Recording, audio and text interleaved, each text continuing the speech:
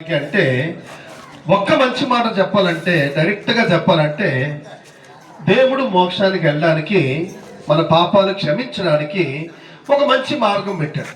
చూసి కనికరించి ఆ మానవ పాపానికి రక్తము చెడిపోతుంది, ఎందుకంటే రక్తంలో ప్రాణం ఉంది. ఈ రక్తము చెడిపోయి ప్రాణము నశించిపోతే మనిషి మోక్షానికి వెళ్ళలేడు, నరకానికి వెళ్ళిపోతాడు.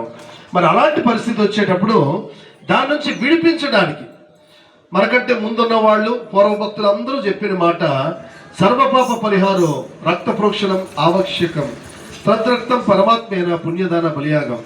అంటే ఈ మాటకు అర్థం ఏంటంటే, సకల లోక పాపాలు తీయడానికి ఒక పరిశుద్ధ రక్తము చెందించబడాలి. అందుకే మనకంటే ముందున్న వాళ్ళు, మనకంటే ముందు భక్తి చేసిన వాళ్ళు కోళ్ళు బలివ్వడం కానీ, మేకలు బలివ్వడం కానీ, ఈ ఆచారాలు ఎక్కడి నుంచి వచ్చాయి అని అంటే, ఇది ఆది నుంచి ప్రారంభమైన ఒక సిస్టమ్. ఇది నీకు అందచందమున్నా, నీకు మేడమిద్దులున్నా, నీకు అందచందమున్నా, నీకు బంధు బలగమున్నా, ప్రభు యేసునందు నీ బ్రతుకులేని ఉన్నదంత సున్నా, ప్రభు యేసునందు నీ బ్రతుకులేని ఎవరు లేరండి, ఎవరినైనా మనం దేవుళ్ళు చేయగలం. కానీ దేవుడే నీలాగా వచ్చాడంటే పాపము పోయే మార్గము తెలియక చీకటిలో మనిషి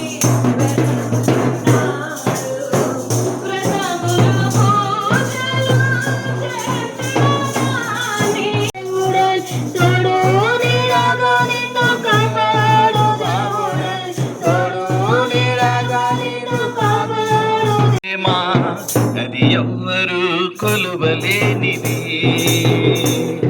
నిజము దేనిని నమ్ము, ఇది భూమియందుంచలేనిది. యేసు ప్రభు చెప్పాడు.